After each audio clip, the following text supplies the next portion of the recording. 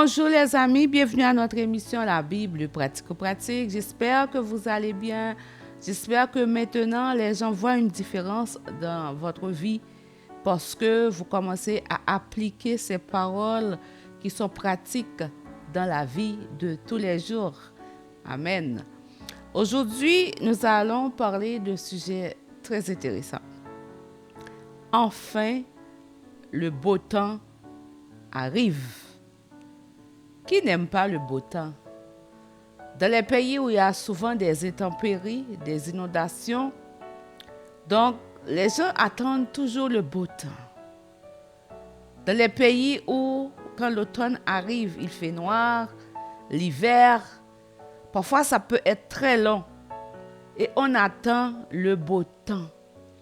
Et souvent, on va même voyager pour aller là où il fait beau, là où il y a le soleil. On est en quête de la lumière du soleil. On dit ça nous fait du bien. Ça nous éloigne de la dépression.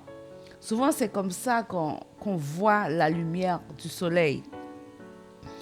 Donc, honnêtement, moi, j'aime le beau temps. J'imagine que toi aussi, mon ami qui écoute cette vidéo, toi aussi, tu aimes le beau temps. En fait, qui n'aime pas le beau temps? Je vais lire pour vous dans Joël 2, versets 31 à 32. En fait, cette portion de l'Écriture, c'est une portion de l'Écriture prophétique qui annonce ce qui va arriver dans les derniers jours, dans les derniers temps. Joël, chapitre 2, versets 31 à 32.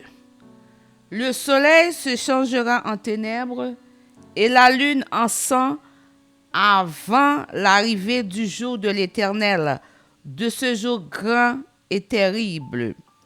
Alors, quiconque invoquera le nom de l'Éternel sera sauvé. Le salut sera sur la montagne de Sion et à Jérusalem, comme a dit l'Éternel, et parmi les réchappés que l'Éternel appellera. Donc, alors que au début, j'ai parlé du soleil, comment ça fait du bien. Mais on voit ce même soleil à la fin des temps va se changer en ténèbres, la noirceur. Et la lune qu'on aime tant, hein. Souvent, je vois des gens qui sont émerveillés par la pleine lune, qui pensent même que la pleine lune peut apporter de la chance. Mais juste pour dire, mon ami, cette lune que tu chéris tant, que tu aimes tant, un jour, elle va changer en sang. Donc, c'est des signes qui vont montrer que Jésus va venir. Donc, ça va annoncer son avènement. Donc, imaginez que la source de ta lumière, c'est le soleil ou bien la lune. Que feras-tu, mon ami, quand la lune va se changer en sang et le soleil en ténèbres? Peut-être que tu es en train de dire, ben écoute, un jour je vais mourir. Avant que ce temps arrive, donc je ne serai plus. Mais non, mon ami. Si ton corps est déjà retourné à la poussière, je vais te dire que la parole de Dieu dit que quand le jour viendra, le jour de la fin, ceux qui dormiront dans la poussière se réveilleront, soit pour la honte et l'opprobre éternel, ou pour la gloire éternelle. Donc, ceci étant dit, si tu vas être déjà mort ou morte, quand le soleil va se changer en ténèbres ou la lune en sang, sache, mon ami, que tu vas te réveiller. Tu vas te réveiller. Ça va être quoi la lumière qui va t'éclairer? Le verset 32 dit, « Alors quiconque invoquera le nom de l'Éternel sera sauvé. Le salut sera sur la montagne de Sion et à Jérusalem, comme a dit l'Éternel, et parmi les réchappés que l'Éternel appellera. » Moi, je suis une des réchappées à cause de Jésus. Parce que Jésus, il vient de ce coin. Quand on parle de Jérusalem, de ce coin-là, mais Il est le sauveur de l'humanité. C'est pour cela, moi aussi, je fais partie des réchappés. Parce que je confesse qu'il est mon sauveur et mon Seigneur. Toi aussi, mon ami, tu peux faire partie de ces réchappés que l'Éternel appellera. Amen. Je vais lire pour vous dans Matthieu 24, versets 22, 21 et 22, puis le verset 29 à 31. Car alors la détresse sera si grande qu'il n'y en a point eu de pareil depuis le commencement du monde jusqu'à présent, et il n'y en aura jamais. Et si ces jours n'étaient abrégés, personne ne serait sauvé. Mais à cause des élus, ces jours seront abrégés. Si mon ami t'a déjà lu la Bible, tu vas voir, il y a des gens qui ont vécu même 900 ans. Et au fur et à mesure, on voit que les gens meurent plus jeunes. Et dans ces temps-là, c'est encore pire. On voit des gens là qui partent très tôt. Donc, on parle de ces jours qui sont abrégés. Et ces jours sont abrégés parce que le temps va être tellement dur que certaines personnes peuvent abandonner la foi. Donc, si on abandonne la foi, on ne pourra pas voir le Seigneur quand il va venir. Et c'est pour cela que les jours sont abrégés. Donc, verset 29 jusqu'au verset 31. Aussitôt après ces jours de détresse, le soleil s'obscurcira, la lune ne donnera plus sa lumière, les étoiles tomberont du ciel et les puissances des cieux seront ébranlées. Alors le signe du Fils de l'homme paraîtra dans le ciel. Toutes les tribus de la terre se lamenteront et elles verront le Fils de l'homme venant sur les nuées du ciel avec puissance et une grande gloire. Il enverra ses anges avec la trompette retentissante et ils rassembleront ses élus des quatre vents, depuis une extrémité des cieux jusqu'à l'autre. Ça veut dire, mon ami, tu peux faire partie de ces élus. Tu peux faire partie de cette race élue, de ce sacerdoce royal. Si et seulement si tu acceptes Jésus comme ton roi, ton sauveur, ton Seigneur. Donc là, on a parlé depuis une extrémité des cieux jusqu'à l'autre extrémité. Ça veut dire, toi aussi, tu en fais partie. Si et seulement si tu choisis Jésus comme ton sauveur et ton Seigneur. Dans Jean 8, verset 12, Jésus parla de nouveau. Il dit, « Je suis la lumière du monde. Celui qui me suit ne marchera pas dans les ténèbres, mais il aura au contraire la lumière de la vie. » Alors qu'on parle qu'à la fin des temps, la lune va se changer en sang, le soleil s'obscurcira. Mais Jésus a dit qu'il est la lumière du monde. Et celui qui le suit ne marchera pas dans les ténèbres, mais il aura au contraire la lumière de la vie.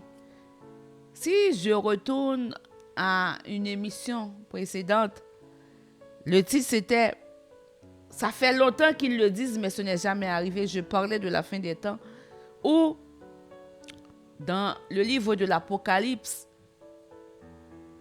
il va y avoir une nouvelle terre. Et cette nouvelle terre, il n'y aura plus le soleil ni la lune, mais la présence de Dieu. On parle du tabernacle qui est la présence de Dieu. C'est ce qui va éclairer. C'est ce qui va éclairer cette terre.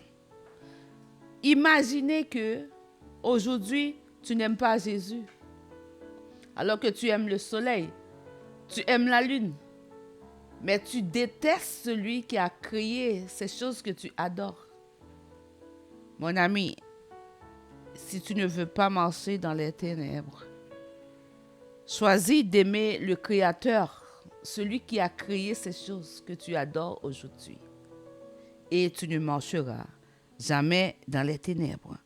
Je vais lire pour vous, pour terminer, dans le livre de l'Apocalypse, chapitre 21, verset 23. La ville n'a besoin ni du soleil ni de la lune pour l'éclairer, car la gloire de Dieu l'éclaire et l'agneau est son flambeau. En fait, on parle de cette ville, on parle de cette nouvelle terre.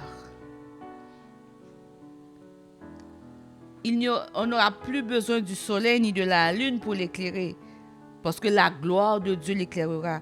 Quand on parle de l'agneau et son flambeau, c'est Jésus l'agneau. C'est Jésus l'agneau immolé. C'est Jésus qui est venu pour ôter le péché du monde. Donc c'est sa présence qui va être cette lumière.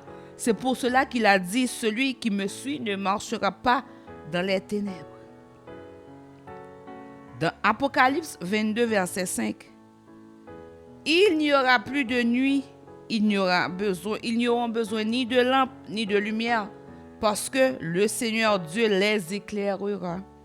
Ils régneront au siècle des siècles. Mon ami, il n'y aura pas la mort, ce sera la vie. Non seulement ce sera la vie dans la lumière, dans la présence de Dieu.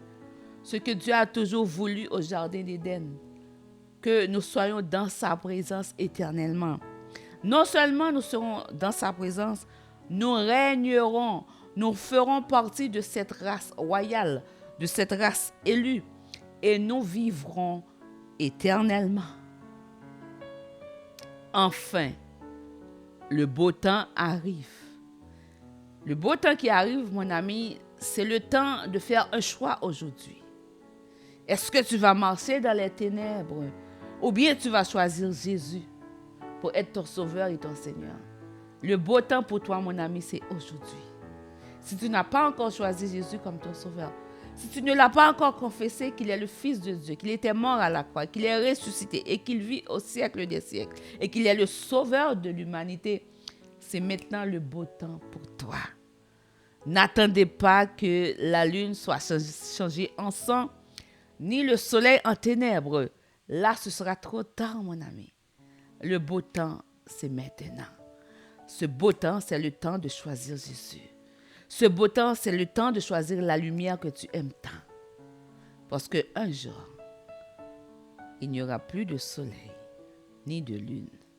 Les étoiles tomberont. Qui va t'éclairer, mon ami? Enfin, le beau temps arrive. Le temps de faire un choix. Rappelle-toi, mon ami, il y a un choix par défaut. Tu dois faire un choix. Est-ce que tu vas marcher dans les ténèbres ou tu auras la lumière de la vie parce que tu vas choisir Jésus? Enfin, le beau temps arrive. Que Dieu te bénisse. À la prochaine. Dans le prochain épisode de la Bible pratico-pratique. Quand ça fait mal, on veut réagir. Quand tu sais que quelqu'un dit des choses terribles de toi, c'est difficile d'aimer cette personne, ça je l'avoue. Mais si tu ne l'aimes pas, à un moment donné, tu vas faire autant de mal. Parce que quand tu médites le mal dans ton cœur, tu finiras par produire le mal. Et c'est pour cela, il faut méditer du bien. Et comme ça, tu ne feras pas de mal. Même quand ta chair va te dire de faire du mal, puisque tu ne médites pas le mal, tu médites le bien, tu finiras par faire du bien même quand c'est difficile. Comme David, tu ne connaîtras pas le méchant. Et si c'est toi qui étais à la place de Jésus, alors que tu savais qu'est-ce qui allait arriver, tu savais qu'il vivait parmi un traître, tu aurais fait quoi?